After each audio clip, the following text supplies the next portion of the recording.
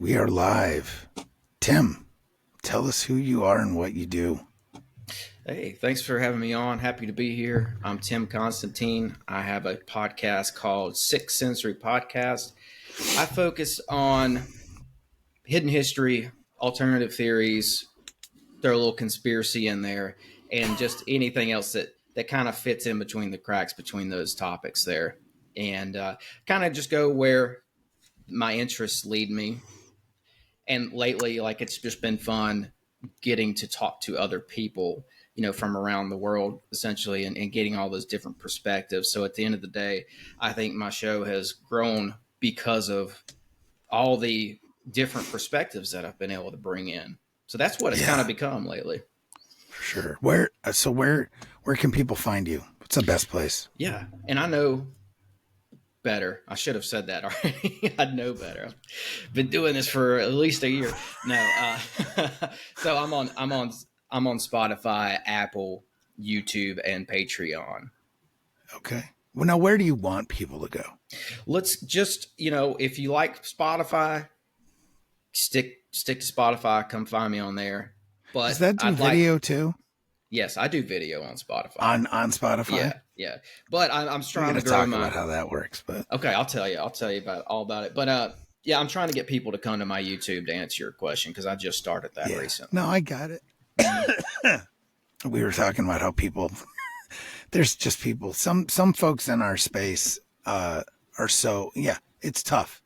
YouTube's tough. Yes. It really is. But at the end of the day, a lot of people are like, screw them. I'm not even going to deal with them. And then if you do, you're a sellout. Well, I'm with you there. I've put off being on YouTube for a long time because of everybody I know in this space was being censored on there. Oh, and everyone. They still are mostly. And I haven't hit that yet, knock on wood. And but there are episodes that I won't put up there because I know, I'm just asking for it if I do. Yeah. So, and I don't know, like on that vein, are there things that you don't want discussed on? There's certain words you don't want discussed on here. Yeah. Oh, on ours? No. Yeah. Just do what you got to do. I don't care. Okay. I'll figure it out. Like the jab or any of that stuff. I don't ever want to censor my, because so what I'll do is like we talked about before, I'll either, maybe I have to edit it or whatever. But at the end of the day, I don't want to have to do that. But sometimes you do because the way that I answer folks in their sellout stuff that's how I'm making money. Yeah. you know, and you can find the unedited plenty of places. And, and I think in the end, we should all try to probably build our own place that we can say whatever we want. I'd love to see it. But, that's a tall order. I'd love to see like the alternative to YouTube pop up where there's censorship. Rumble is okay, right? Yeah, but a place that's going to get the views and bring in people and all that. And nothing against Rumble, but and they're trying. They are doing way better, but I could see Spotify becoming the next YouTube. And I think that they're trying to do that. I get emails from them and it just kind of reading between the lines in those emails, it does seem like they're trying to move towards a YouTube-like model. Yeah. And I think they're trying to get people to go to video and they're taking these steps towards that. So we'll see. And so far so good with Spotify. They've been great with me. Okay. They've let me, I've only had one episode experience just a little bit of censorship, but I don't think it was people at Spotify. I think it was somebody with a back channel that came in. Because I was talking about a whistleblower, and there was censorship just dripping down all the walls surrounding this case. This guy was he was on Reddit. He decided to come out on Reddit, and the thing with that is like, not everybody wants to do the David Grush thing and do lights, camera, action, book deal, Jeremy Corbell. Not everybody wants all that attention. So this guy decided he was going to come out on, maybe it was 4chan first, and then he moved to Reddit. But either way, it was Reddit. And it was only up for about 2 days, and Reddit took it down. And that's a big problem. Reddit That is. is a We were talking yeah. before you hit record. We're talking about this infiltration stuff, right? Yes. I used to stick up for Reddit. I used to think it was a cool community for people to go and talk about alternative stuff, edgy stuff, whatever. It's totally infiltrated by the. I mean, I just put out some UFO footage a week or two ago. It was up for 2 hours on Reddit, and they took it down. They took it because what happened was people were starting to comment on the footage and say, "Oh, wow, this actually looks legitimate." And as soon as people started saying that, they jerked it. Yeah, it's rough. It's rough. So, with that being said, what is, since I always ask the question, my guest, what got you into this high strangeness space? You know, Well, and what was your gateway? well, for high strangeness, well, I could Which answer. I know they're distinctly different, but like, you know how everything kind of rhymes a little bit, right? It's always been, I've always just kind of had a natural inclination for the high strange part, and maybe even conspiracy too. Because that is kind of where my show is going more towards, is towards trying to untangle history so we can get a better perspective of it, and conspiracy as well. I don't think I'll ever call it a conspiracy show, but that plays because there's a conspiracy around every corner once you start trying to figure out what really happened with our past. Yeah. But high strangeness, to answer your question, I had my first UFO sighting when I was 7. Wow. And then when I was 10 and a half, right before I turned 11, we moved into a house that was, I guess you could just call it a haunted house. This stuff has always just kind of followed me around, you know, like when we bought this house, I went in first. I run, you know, we pull up, I get out of the car first and I just run inside because I have a brother and I'm trying to pick a bedroom before he picks his bedroom. Oh, so I run upstairs, a 2-story house, right? And I'm running upstairs trying to get the edge on him. And, you know, the people who lived there, I think they had 2 or 3 daughters. They took everything. They stripped the place clean. So I'm upstairs. As soon as you walk up the stairs, right in front of you is a closet door. And then there's the bathroom, and then there's all the bedrooms, right? So I look at the bedrooms first. I picked my room. I felt drawn to one of the rooms. I know that now. Now I know that there was maybe something supernatural to it now, and I'm not trying to get woo woo on you at all. No, go right ahead, man. Okay, but you know, and I get deep into that. Now I wasn't planning on talking about this today either, but I could break down why maybe I felt more inclined for that room. But anyway, the closet. I picked the room, and for whatever reason I go to this closet and I open up the closet door. Empty closet except on the top shelf.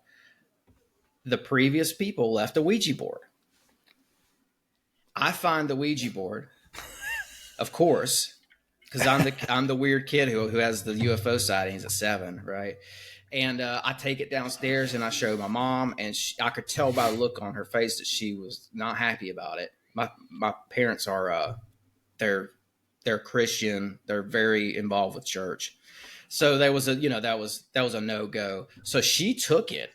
And I think that she took it off the premises. I think she went, I don't know where she didn't throw it away in the trash around the house. She took it somewhere down the road and threw it away, which was good. But so I didn't think anything else of it until I started having all these weird attacks as a middle schooler in this room. And now, 2020, you look back and you think, you try to put all the pieces together. And I realized that whoever was messing with that Ouija board in that house probably had established a gateway or a portal or whatever you want to call it there. Some doors. Yep. And so, because that's the kind of activity we were dealing with there, is like you would hear somebody, it sounded like kids running up and down the steps at night. And it was clear as day. It woke my dad up. It woke Yeah, us so it was both the up. whole family too. It wasn't just Yeah. you. Yeah. So, and I mean, I could just go on and on with that house, and I won't do that today. But I guess to answer your question, let's see. After that, when I was 15, we moved to. I was probably around 14.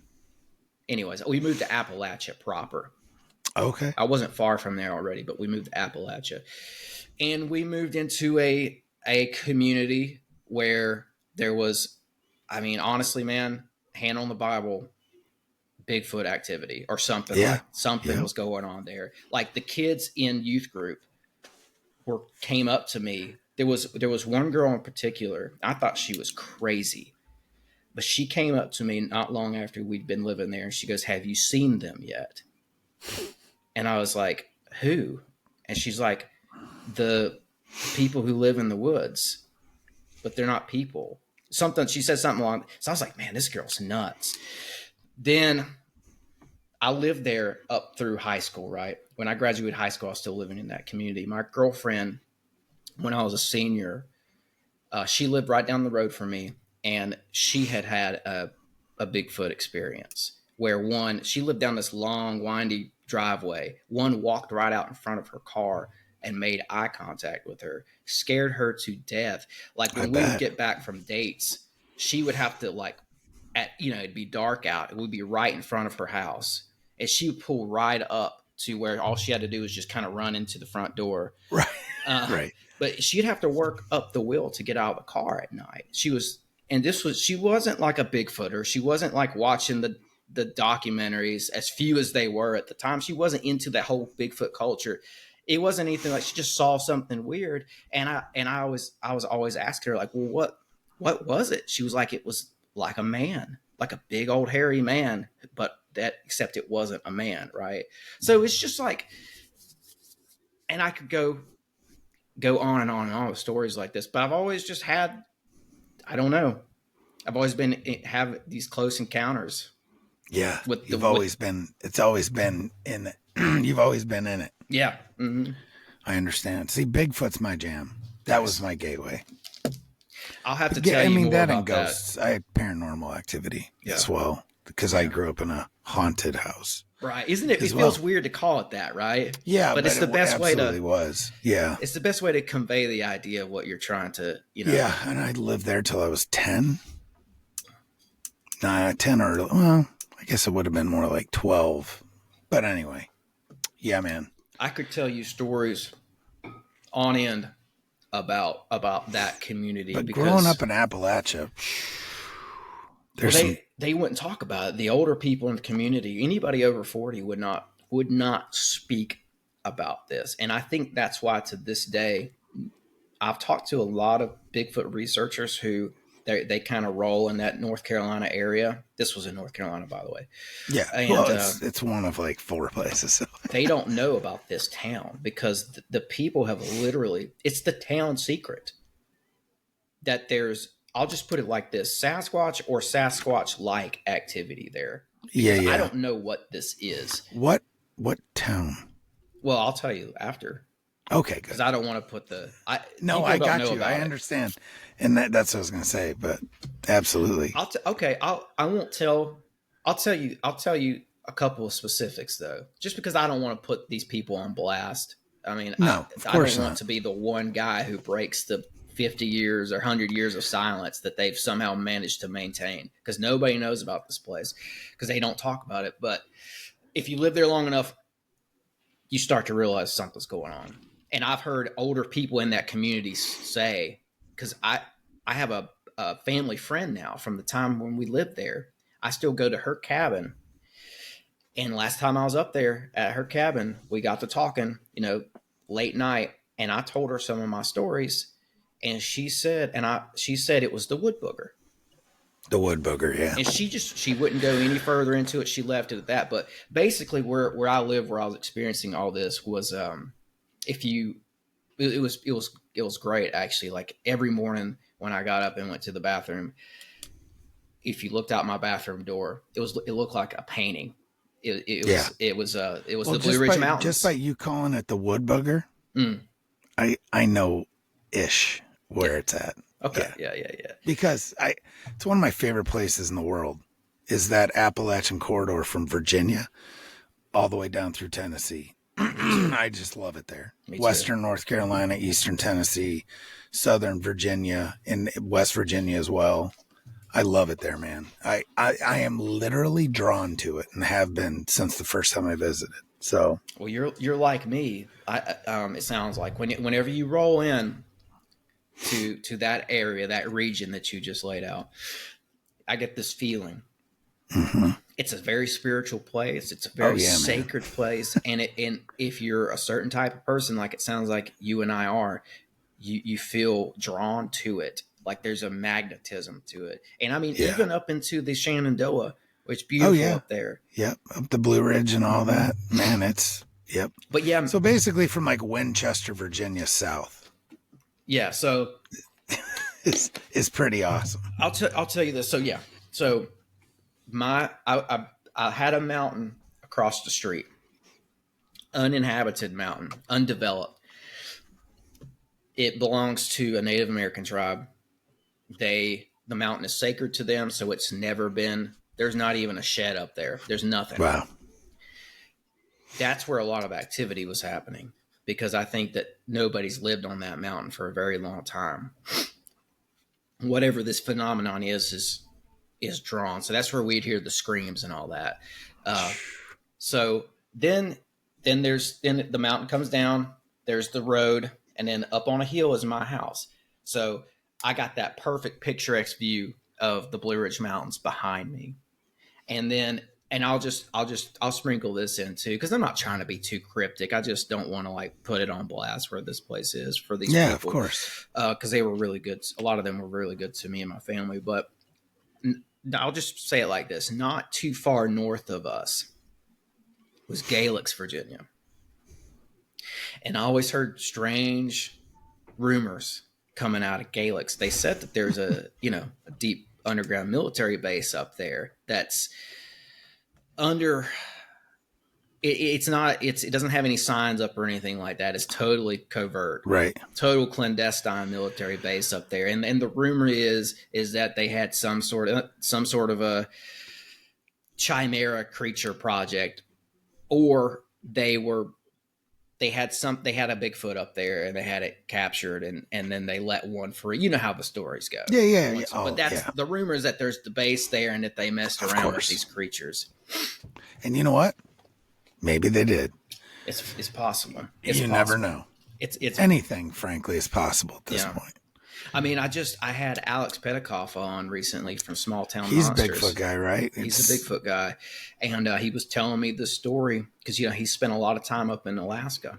And he was up there talking to these locals. And we talked about this. We talked about how there's a commonality in mentality between people who live in rural Alaska and maybe people who live in rural Appalachia. And that's this stoicism, where they don't talk about this kind of stuff. They don't want to tell you about Bigfoot and their Bigfoot stories. But every now and again, you'll meet somebody who will say, well, I did have an experience, and they'll talk about it. But there's the point is you're not talking to people who want to make up stories and they don't want to be looked at as crazy, first of all. So they're not necessarily just feeding you a load.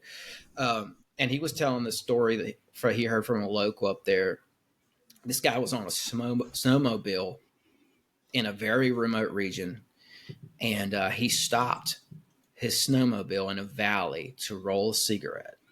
And he saw U.S. military of some sort of guiding what are we going to call it? A troop of Bigfoots that were chained up, and they were carrying something. I don't remember what he said they were carrying, but they went up through this valley and they disappeared inside of a mountain, like some sort of a dome inside of a mountain. That's the story Alex was telling me on the show. So that's amazing. It got me thinking again about, the crazy Gaelic stories about this military base. It doesn't surprise me. There's a lot of military up in Alaska. There just is. There's a lot of bases. There's a couple. Got the rumors I say a couple, meaning there's, a lot. Yeah. You got So the Black Pyramid rumors up there. yeah, I don't know about all that. I've kind of been digging a little bit, but I haven't gotten deep because I had a Bigfoot experience up in Alaska, and that was crazy. When I was I'd in the love to hear military, it. Have you ever told it on here? I have. Okay. But so I don't want to get deep, and my all right. audience is sick of hearing me talk I hear you. about stuff. So, but at the end of the day, yeah, I get it. Yeah, I gotta have Alexander on. He's a really solid guy. Really solid guy.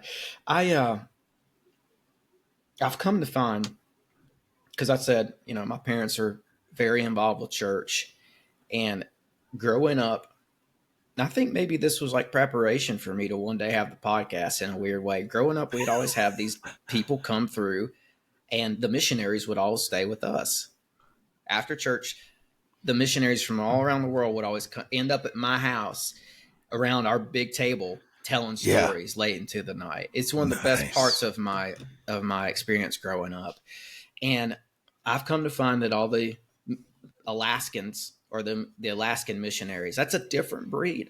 It's a different breed of people altogether up there. Yeah, and for sure. We had one guy. This guy was awesome. I mean, I won't say his name, but he was good friends with my dad. Whenever he would come to North Carolina, he would take us up in his Cessna. And I just have this great memory of going over Pilot Mountain in this guy's Cessna. And every time he'd take a turn, you're completely on your side, looking straight down through this little window. And it's a kind of a heck of an experience. But this guy would get around the table and he'd start telling his stories from Alaska. And one of the stories, I'm going to try to get this right, and it's been years since I've heard it, but he was out. This guy's a hunter, and he was scouting new places to hunt. And he was trying to find a very untapped, remote region to hunt. So he's out in his Cessna up there, and he finds a place to land. Kind of a bald, I think, on top of like a hill, if I can remember that correctly, and grassy spot. So he lands his plane. He's very remote. He gets out, and as soon as he gets out of the plane, he talks about how he stepped out onto these weird rocks. Didn't think much of it. Goes around the plane, goes around to like the backside of this hill where it starts to slope. Finds some sort of an entrance down there, like a cave. And inside the cave, there is a big chunk of ice. And within that is preserved, I think he said it was a fully preserved dinosaur. So that story was unfolding after that for a long time. Like he would come to North Carolina and give people updates on it, because a team of people came in there to like sort of excavate the thing. But anyway, he gets out. When he gets back up to his plane, he starts looking around at those weird rocks, and it turns out that those were mammoth bones. Oh, wow. And I think I've got this right. So I'll just throw this in real quick, because I can't remember if it was a mammoth in the ice and it was dinosaur bones, or vice versa. I'm pretty sure that was what was encased in the ice was some sort of a dinosaur. Now, I know people these days, that's kind of a hot topic. Not everybody believes in dinosaurs, right, or whatever, but he found something out there, and it went quiet, because he had a website up that was sort of documenting the excavation process of this, and that website's been taken down. I need to get in touch with him. But that's one of the crazy stories that I heard growing up about Alaska. Of course, it's insane. Yeah, it's awesome though. But it is, it doesn't shock me one bit. Unfortunately, I never asked him about Bigfoot. They're big up there, man. And they are. It's that whole theory of, it's not a theory. It's really proven that animals, the farther north you get, the bigger they are. Mm-hmm. And I think the same is for Sasquatch. Right, right. Because once you get down into the swamps of Florida, they have that skunk ape, right? And they say that Yeah, that thing right. is smaller because of Well, like possibly because. 5, 6 feet, maybe 7 at the most. But Hmm. you've got reports from Alaska and Canada and even some places over in Europe where you're talking 10, 12 feet. That's just the difference between an 8 foot animal and a 10 foot animal. It, yeah, it's 2 feet in height. But when you talk about width and weight, it's exponential. It's unbelievable. So you're talking about, a 12 footer, 10, 12 foot, let's just say 10. That's probably like a 1,200 pound animal. That just blows your mind. To me, it does. Yeah, no, it Like if does. you were to meet that out in the, no. But I keep running Well, and going after him. that's why So I leave room in my mind for there to be possibly some sort of metaphysical angle to this thing, to this creature, to whatever it is, because that a creature that big, you would think would have to be eating all the time. yeah, maybe. Yeah, for sure. And well, I'm with you. Maybe, right? You would I mean, think. I really look at it in a biblical kind of lens. I'm there now, where I think there's some stuff going on with like Nephilim, Yeah, I agree. like some Nephilim blood or something. It's like fallen angel, something going on where I don't necessarily think they're just flesh and bone. I mean, I think they are, but I also think there's another aspect to them. Have you heard Bo Kennedy's take on that? Bo from the Bunk Um, podcast. I feel like I've listened to a lot Yeah. of Bo's stuff, and I just can't Right. think of it right off the top of Well, my head. But I'll do my best to just tell this, and I don't want to like completely tell his story, but from what I remember, he had a lady on who had some interactions with a Bigfoot or a Sasquatch, and they seems like they became friends or whatever you want to call it. They were talking to each other. This thing told her it was an Eliud, yeah, an Eliud, right? and he had never I do heard that. remember this story. Yeah, he'd never heard that before, but I think he like kept it in the back of his mind. And then some time went on. He talked to Gary Wayne about it, and Gary Wayne was familiar with the term, and it Yeah, is a child of Nephilim. yeah, Goes way back into some old texts. That word does, and the way Bo says it, it's like that was like sparks. It's kind of like fireworks for him because it's like he knew that this lady wouldn't have known that word, right? right. And I Yeah, don't I've even heard think that that she story. was. I don't even know that she was pronouncing it properly or anything like that. She was just repeating something that something told her, and it turns out to be this kind of obscure, even for Bigfoot / Nephilim researchers or whatever you want to call it. Eliud is not day one of Bigfoot at No, because 101. if you look it up, it doesn't really. There isn't really a good definition out there. Like the Google machine doesn't give you the definition of Eliud. I think they do Not now. really. They might now, but They it didn't. didn't. Whenever he brought this out, they Yeah, did not. Because I remember, because I looked. right. Me too. And that's what I was saying. So maybe if you type it in now, but I do remember, and wasn't that the story too, where it had told her that it was an Eliud, but it was looking for salvation, Yeah, some sort of a something form like that, of right? redemption, Yeah, salvation. Yeah, redemption. yeah, something But like that. because of the Nephilim blood, I think you have a problem. Maybe they took it down, man. Uh, it was up a couple weeks ago because I had Bo on, and I remembered the story, and I thought, maybe we'll get into that. So I looked it up, and I typed in Eliud. Now, how do you think they spell that? I think I spell it ELUED, Okay, I think that's it. Yeah. or maybe it's ELEUD. Maybe that's what it was. EUD. That sounds more like it. Eliud. So now it's this is crazy because now it's not coming up for me. Yeah, so I'm telling you, I think I looked at it I think I also looked at it Google's in every single the hell are they called? AI bot, the chat GPTs. I think I looked in Gemini and Grok. I think I looked in all of them.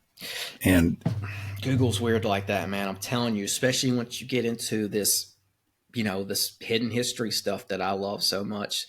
I had a weird Google experience when I first moved out to Tennessee. I got out here in the Nashville area, and I don't know. I just had a weird thought one day. I was just like, I'd like to know more about the history here in this place, and like the native tribes and who was here before it was Nashville. And I remember I went to Google and I typed that in, like the Native American tribes in the Nashville area or something like that. I reworded it a couple times, and every time Google said, this was probably 2016, 2017. The Google search results told me that this was an empty valley before Nashville became Nashville and was settled. And they even had a picture that came up of this guy, kind of a George Washington looking guy. And he was standing like this, like he's on the, like he's crossing the Rubicon or something. And he's pointing like this, and he's looking out over this empty valley of wilderness. They pulled that picture up and said, the valley that Nashville's in was unsettled. It was an empty valley before. So now that's total BS. Total BS. And I always tell people, like, I so wish I would have taken a screenshot of that, because, man, it's ingrained in my head. But I wish I would have captured that, because it's the total lie. It goes back to everything that I'm trying to uncover here and why, But come to find out, see, now Google's changed. Now they'll pull up very generic sort of bulletin points on, the Creek Indians or whatever. Right. They won't fully give you anything, but they'll at least acknowledge that there was Native Americans here. But the truth behind Nashville is way stranger than I think most people imagine. And I don't claim to know the full truth.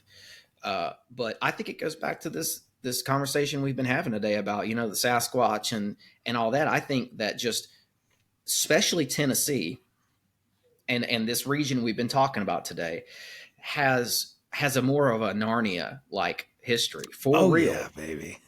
What a giants. That's a great way to put it right there. Giants, Sasquatch, little people, moon-eyed people. They were said to be, the Cherokee talked about these nocturnal creatures. Now, in that story has gotten kind of spun a little bit, but in my copy of Myth of the Cherokee by Mooney in the other room there, he went straight to the Cherokee, got a direct account of the moon-eyed people. They said they had black eyes because they only came out at night. They were nocturnal. Some black-eyed children stuff. Yeah. They were like these little pale, black-eyed, some sort of a race of humanoids. So, like, that's part of this, right? Trying to think about how I'll launch into this part. There's another aspect to Nashville that I came across. I don't have the article in front of me, but I have it. I do have it saved. I was looking into something to do with the Civil War, and I was looking in some old magazines, and I found this magazine. It's not in print anymore. It's called Ages and the Intelligencer. I think the version I was reading was out of Cincinnati or something like that. Don't quote me on that. But they had an article in there that caught my eye because it said Nashville. So, and this was an article that was put out about 4 or 5 years after the Civil War ended, late 1800s. And this article goes on to talk about this cavern, tunnel kind of a thing that they found here that went They said it went about a mile underneath Nashville, and they were excavating it. And the impression that I got is that this was something that got uncovered sometime during the Civil War, because there was a heavy amount of troops here, and I think they found this hole in the ground and they started utilizing it, or it got blown open. I don't know what happened, but anyway, after the Civil War, they let people come in and look at it, and I do think it had been looted at that point. But they were still talking about some of the weird stuff they're finding in this tunnel. Now, this is underneath Nashville proper, right? And it talks about how they found a sarcophagus in there. They found huge vases with weird Eastern style symbols on them. They found an assortment of knives and swords that had strange engravings on the handle. Basically, they didn't recognize this language. These guys were looking at it and they couldn't place it. They're like, it's not Egyptian, it's not Greek. They didn't know what it was, right? Something that dates back to an earlier time. And they said that the tunnel goes for a mile underneath Nashville and it ends somewhere beneath Fort Negley. Fort Negley is a star fort. Oh. And I don't know how much you've looked into star forts, but like it seems like those star forts, especially the ones over here in North America, date back to an earlier era. So I was like, for sure. So, and in this article, they're talking about how all this stuff they're finding is leading them to believe, and they actually made the blanket statement in this article that there was a mysterious race and it was a part of an ancient civilization. Now, you won't find any of this stuff in a history book. I'm lucky enough that I found this article, because it's crazy. At the end of the article, they talk about how one of the guys who was excavating this was involved with like a local college, and he was talking about how he was wanting to do a full report on this and publish it. And that never saw the light of day. Right. No. So, but they say in the article there was somebody here, an ancient civilization here in Nashville before it became Nashville. And if it's anything like the rest of North America, whoever it was probably predated the Native Americans as well. Because the Native Americans tell you that they didn't build the mounds. Somebody came in before them, the mound builders. And they're this enigmatic race. And the deeper you go, and the deeper you go, the more you start running into giants. Yep. It's not crazy conspiracy theorists on the internet talking. It is, but they're not the originators of this giant talk. It's the Native Americans themselves telling you there was a race here before them, and many of them were giants. And I know, and here's all the bones. And I know people don't want to talk about it, but because nobody wants to go there. But some of these giants were white, and we're in such a highly charged. There's too much racism in the air right now. Everybody's worried about being on the wrong side of that, and I get that. But nobody wants to say that there was a race of white giants that predated the Native Americans, because they don't want to be seen as racist. But that's what the Native Americans say. I don't think they were all white, but but they're probably Nephilim. Well, yeah, if you go back far enough, I think so too. A lot of them talk about red-haired giants too. Bingo. And so you have those all over the world. Bingo. Even in South America. Yeah. So it goes back to a bloodline, Bennett. Yeah, 100%. Yeah. I believe that. And I thought when I came on today, I thought I was going to get into the occult Nazi stuff. I think we may have talked about that. And I'm glad, I like the direction this has gone. We could do that some other time. Oh, absolutely. But do another one. Some of the stuff that I've found through studying Nazi occultism is that they 100%, all that Aryan stuff. Yeah. It goes back to guys who believed in the Nephilim. There's a group of, I call them the shamans of the Third Reich. It's a group of guys, old occultists from turn of the century Germany, who nobody talks about, who inspired the Nazis. they all looked up to this group of occultists like Jord von Lintz, Lance is another one, Carl Villiget, Hoffenheimer. There's a lot of these guys. Yeah, right. But anyways, they were looking into, the Nazis were 100% looking into the bloodlines. They had a group called the Ahnenerbe Society. It was like an occult archaeologist society that the Nazis had put together. They were going all around the world. They were looking for the bloodlines in Tibet. They went to the lost city of Lhasa, poked around in those records. They were measuring people's faces. They were looking for this bloodline. They went to Iran and Iraq as well. Oh yeah. In modern times, we know Gilgamesh. Like, he's 100% one of these god kings, priest kings. Yeah. But here's what's interesting, and I want to tie this in with what you just said about Nephilim being in North America. The Nazis also went to the Canary Islands. That's this little group of islands right here. Right off the coast of Africa. Right off the coast of Africa. They were looking into a race of people called the Guanches, or the Gaunches. They are said to be light-skinned / white Middle Eastern people who were giants as well. They had been pushed out of the Middle East. They were partially Canaanite and Amorites. And if you look in the Bible, you see, Caleb and Joshua pushed them out of the Middle East, and they moved up over the top of Africa. When the Romans came in and conquered the top of Africa, the Romans further pushed them to the what would this be, the west coast of Africa. So they over history, you see them getting pushed further and further. So they make it to the Canary Islands. There's nowhere else to go but ocean. Yeah. I think they jumped off from the Canary Islands, these Nephilim, Canaanite, Amorites, because there's a natural stream, ocean current that flows from the Canary Islands straight to here, baby, straight to the Americas. All they had to do, and I think they were seafaring to begin with. I think they knew how to navigate oceans, but all they would have had to do was get in a boat and just let it bring them let here. It go. Yeah. But here's where it gets interesting. The Amorites named themselves after their chief deity, Amaru. Amaru sounds a lot like Amaruka or America. Right. That's my theory on that. Yeah. No, it's a good one too.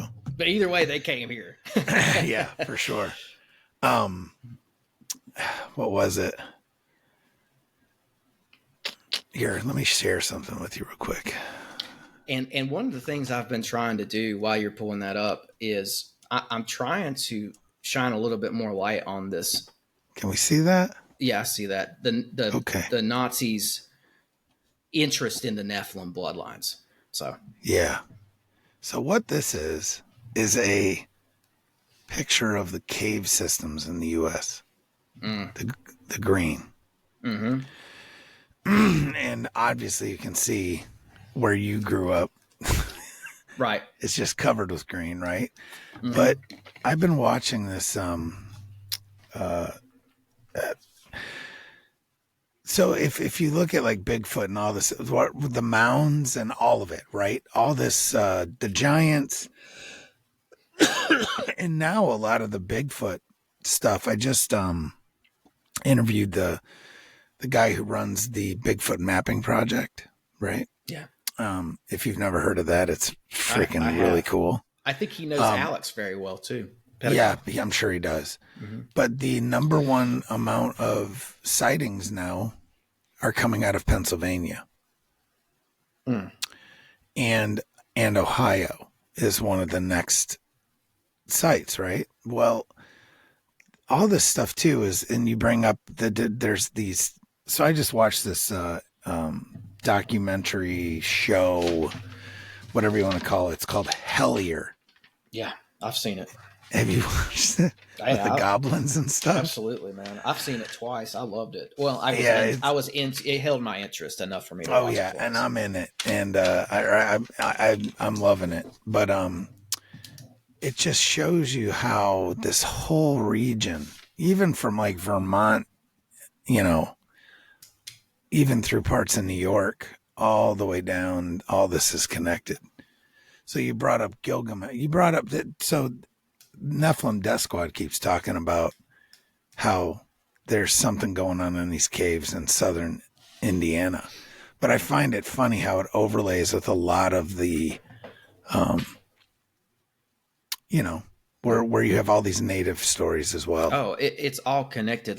So said that right there, though, we talk about caves, we talk about water, we talk about all these like all the mounds are in Ohio, man. All the gateway stuff, right? All the things. So yeah. There's a connection as well. You said gateway. There's a connection between vortex portal sites and the mounds of West Virginia, Ohio, Pennsylvania. That just to go back to something you said a minute ago. You said it seems like a lot of this Bigfoot sightings now. The main hub of those is in Ohio, Pittsburgh or Pennsylvania, right? Pennsylvania and Ohio. That's where all the mounds are. That's where the majority of the mounds are. Correct. A lot of them. And they don't necessarily correlate with the cave systems, but I sure think that. Well, not that we know of. Right. Correct. And I sure think that there's a possibility of underground. Who knows, man? Oh, 100%. Whether it's like highways for. Who knows? Well, so I think that's probably what originally this was probably a cave underneath Nashville that these people had excavated and turned into some sort of an underground temple or something. I don't know. They had sarcophagus down there, right? So I think it may have been a repurposed cave because there's caves all underneath Nashville. There's famously caves underneath Vanderbilt University. They had to block them up so the college kids wouldn't go down there. But apparently they're extensive. But here's the thing: we don't know how extensive we don't know the end of the cave system. Nobody's been able to say how long it goes. No, exactly. I mean, we know that they're there, right? But they don't know how they connect. They don't know how deep they go. Right. They don't know. I say they, the proverbial they, don't know. Well, that goes back to the deep underground military bases too, because I think that they've used, it's kind of like Batman, he kind of built his bat cave in an actual cave. He took something that was already there. Right. Yes. I think that our military. Well, because why do all that work? You know? So it gets. Well, it gets. There's the concept of the inner Earth, and I'm leaning towards a yay as opposed to a nay on that. I think there might be this Narnia concept, right? Giants, Bigfoot, little people, moon-eyed people, etc. Especially the moon-eyed people, the latter there, they probably maybe came out of the earth. This gets weird. You also have the interdimensional stuff too. So it's like, Well, even Yale, or was it Harvard? Harvard recently put out a paper on UFOs, on UAPs, or whatever they want to call them. And they're throwing out the concept of crypto-terrestrials. Yes. I get red flags when I see Harvard talking about it, but at the same time, I see crypto-terrestrials coming out of the Native American legends as well. So I do think there's something to it. Timothy Alberino did a pretty good breakdown of that article. I can't remember which podcast he did it on, but it might have been his own. But he broke it down pretty good. So, well, I was looking at it like this. When I see Harvard put out a UFO-centric paper, I see the current. I see where the currents are going. Sense of red flags. I sense up red flags, and I think I know what's to follow once Harvard puts it out. You're going to get DC is going to start echoing what they say. Hollywood, all the mainstream essentially. is going to start echoing that, because Harvard is and DC, they're part of this East Coast hub of power for the Western world. Yes. Whenever they put out a narrative, usually that's about to be broadcasted. Yeah. And it's like, oh, it's the, Harvard study states. Yes. And that's like, that's the word. Yeah. Basically for some of these folks. I told you, I think I mentioned I went up in that guy's plane over this area of North Carolina called Pilot Mountain. It's a very interesting looking mountain. If anybody wants to Google it, it's like a knob. It looks like a dome, like a natural dome. And there's all kinds of native lore surrounding it. But what the main lore centers around there being a tunnel into inner earth there that is sort of guarded and inhabited by the little people. And there's a really interesting, well, I should probably say this. I think that many of our cities used to be or have been cities for a long time. I think places like Nashville, this has been a city for thousands of years. We just built on top of a pre-existing ancient civilization. I think the same goes for Asheville, North Carolina as well, because the Cherokee they had some sort of a city down there off the French Broad. And right where Asheville is today, the Cherokee probably moved into a pre-existing city that was there, built by an older race. That's my theory. But anyway, one of the legends is that they were in a time of famine, in a time of war, in a time of heavy oppression. And one of their shamans fasted for 7 days and got in touch with the little people at Pilot Mountain. And the little people offered this tribe of Cherokee passageway to the underworld through Pilot Mountain, to where they would not be hungry anymore, they wouldn't be oppressed anymore, and they wouldn't have to worry about warring neighboring tribes anymore.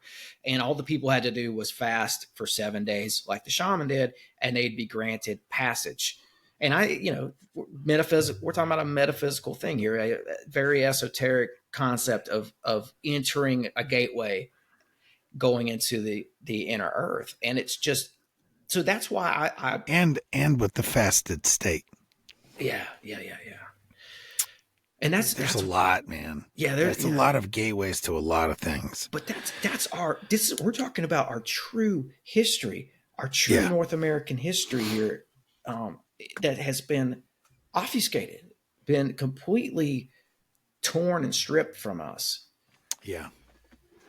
And agreed. I mean, look at did you ever read Graham Hancock's book?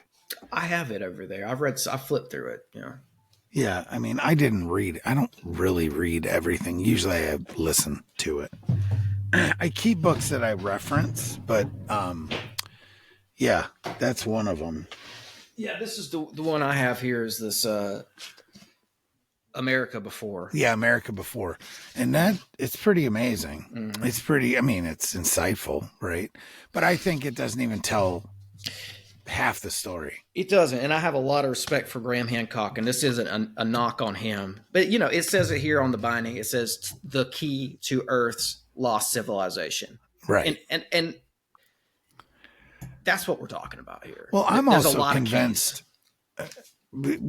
I've never really talked about a lot of this type of stuff, but I'm pretty convinced that there was obviously an angelic civilization here before man. Right. There's a lot of evidence for that. Mm-hmm. And there's a lot of evidence even in the Bible that talks about. It doesn't really state it. It's just there's an allusion to it, right?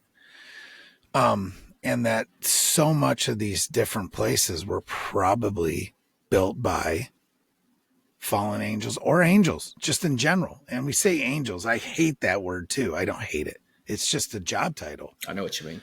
So it's like, can we come up with another word? So yeah, like a celestial race. It's just race. A different race of there and I do subscribe to a lot of Timothy Alberino's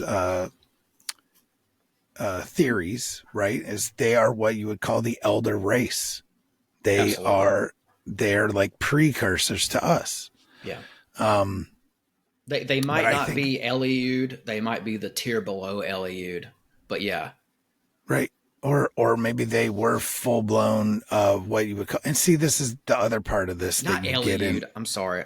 Elohim. Elohim. Thank you. You know Yeah, what I meant. but then you run into different translations with Elohim too. So it's kind of hard. I try not to, but Well, I like Elohim. what Heiser said about it. It's anything that's sometimes it's used as broad as to sort of depict something that's not human. Right. Or anything from the spiritual realm Yes. type of thing. Right. Yes.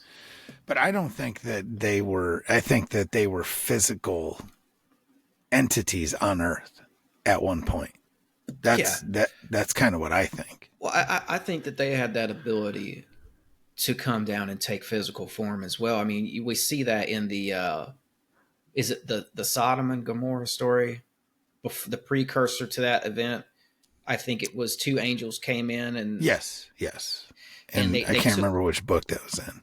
They took human form. They come into the city. Lot lets them in. He doesn't want them to stay out in the courtyard of the city or whatever because he knows it'd be bad news for them. But it talks about them sitting down and eating and drinking with him. Yes, correct. They would have had everybody in the city wanted to rape him.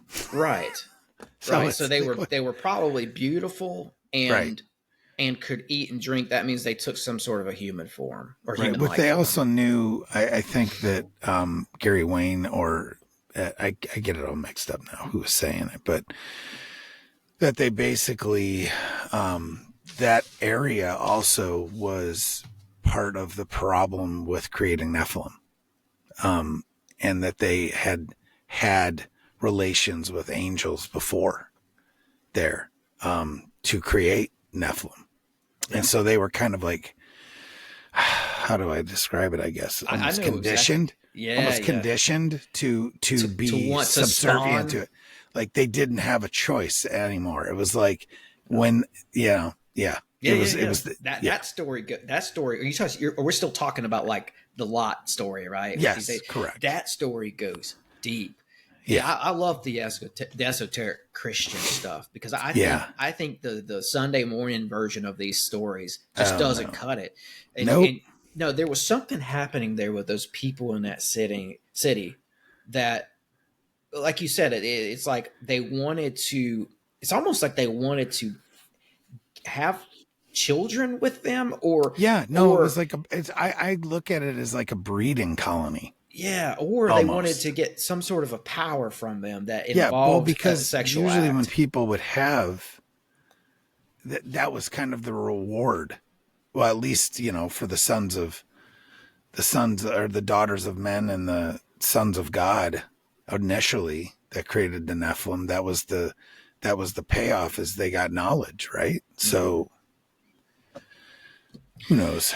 I've always been suspicious as well that so Cain kills Abel and he gets banished from that Garden of Eden area or whatever. He goes off and starts his own civilization, right? How does that happen? He had, in some versions, to me, it reads like he went and found another civilization and then procreated with them. Now, my suspicion has been that maybe they weren't fully human. That's why they're not mentioned alongside of the Adam and Eve, because we're a separate creature or creation to whatever Cain went. So that means that Cain maybe was the first Genesis 6 type of scenario. Maybe. Yeah, for sure. That's definitely one theory. Maybe. It's a maybe, it's definitely one theory. But he also went where I think, he went and found another.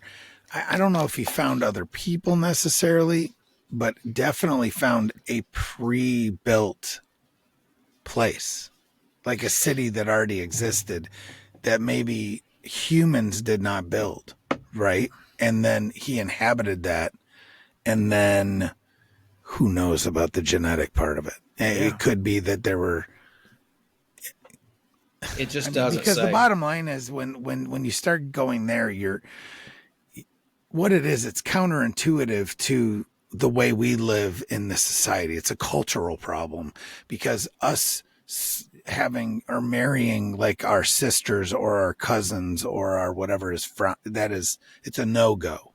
But back in those days, it really wasn't. It was kind of normal, especially when you live 600-700 years.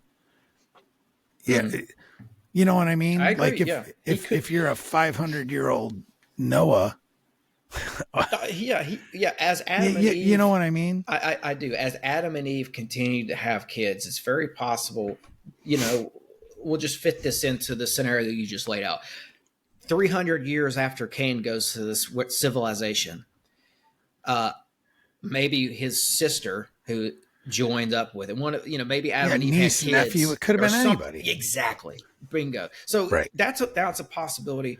Now, I'm not totally sold on he got with some half human hybrids and had kids. I'm not sold on that. I But think there it's are possible. some theories that talk about that. So, But what I do know is that he eventually has kids and he begins the line of Cain, and that's where things get really interesting, because whether or not he had intercourse with something not human, put that aside.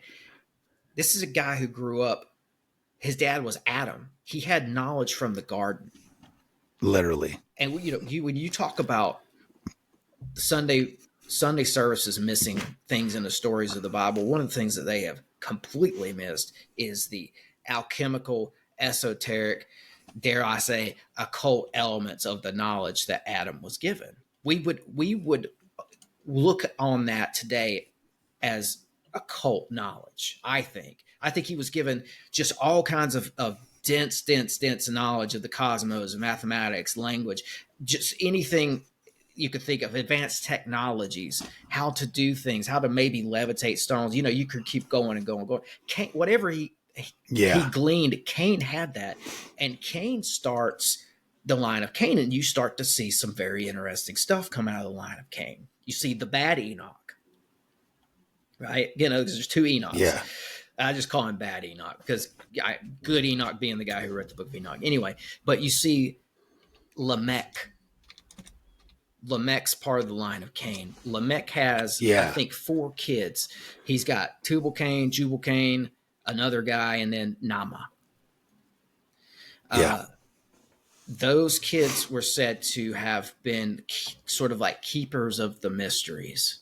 They were whatever Cain gleaned back in the day was passed down through this line of Cain, through Enoch, through Lamech, and these kids had this. I think at this point it had become bastardized garden knowledge. Yeah, I think they had taken this stuff and turned it into sort of like what we consider witchcraft today. Yeah, definitely. And I don't know, I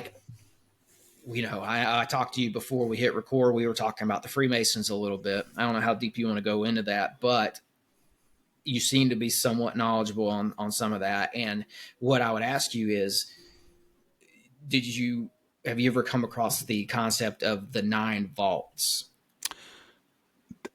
No, I mean, not that specifically. Lots of stuff with 9, but not necessarily 9 vaults. So if you kind of look up 9 vaults is a very old Freemason legend on this group of kids, Tubal-Cain, Jubal-Cain, Nama, and where they stored the knowledge that they had before the flood.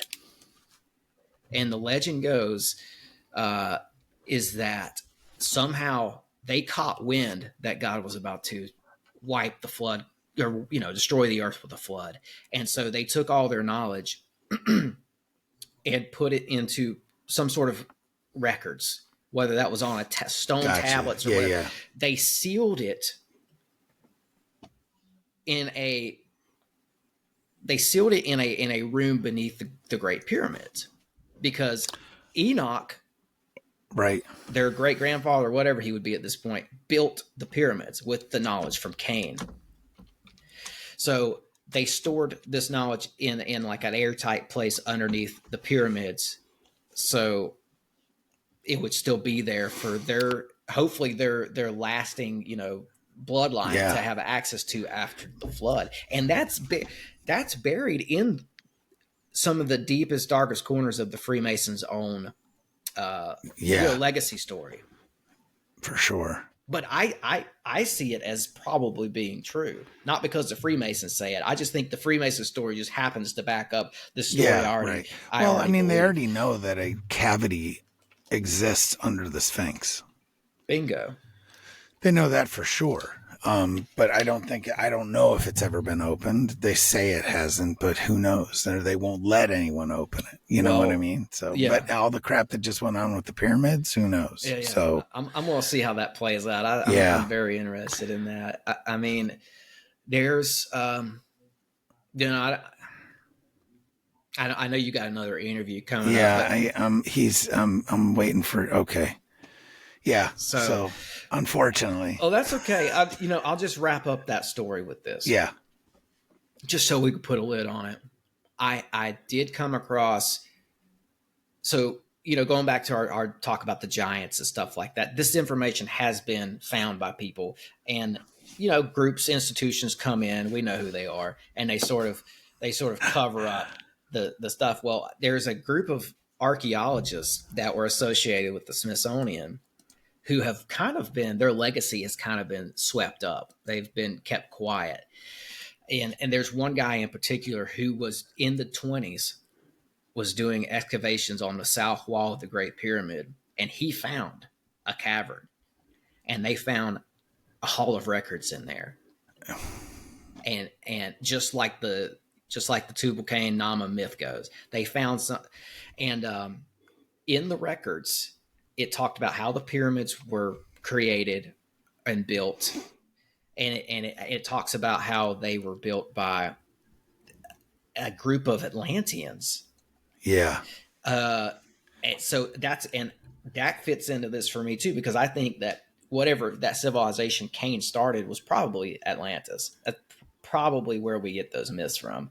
Probably. Or he started in Atlantis, but there's this guy who found it in the 1920s, and the British government was over on one shoulder, and the Egyptian government was on the other, and they all put the kibosh on it. They're like, we're not releasing this because people can't handle it or whatever. So that's a whole nother episode, the Atlantis stuff. So yeah. So again, thank you so much for coming on, and I'm sorry I've got to cut this a little short. It's okay. But tell everyone where we can find you. Yeah, absolutely. Again, man. Great talking to you today. I really liked where that went. That was cool. I know we could probably talk for hours, but yes, I am Tim Constantine. My show is the Sixth Sensory Podcast. I'm on Spotify, Apple, YouTube, and Patreon, and check out my Instagram because I put a lot of content up that's very closely related to what we talked about today. And even like we didn't go into the Nazis, but I have a lot of reels up where I'm talking about Nazis and stuff like that. If you heard anything today that interests you, check out my Instagram too. Awesome. Again, man, thanks for coming on. Of course. And we'll do it again soon because we could probably do 10 shows. So yeah, sounds good.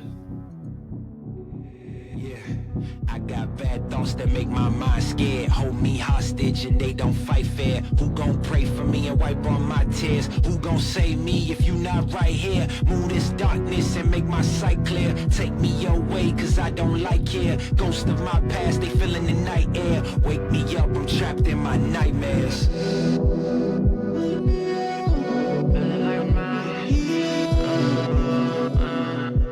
Wake me up, I'm trapped in my nightmares.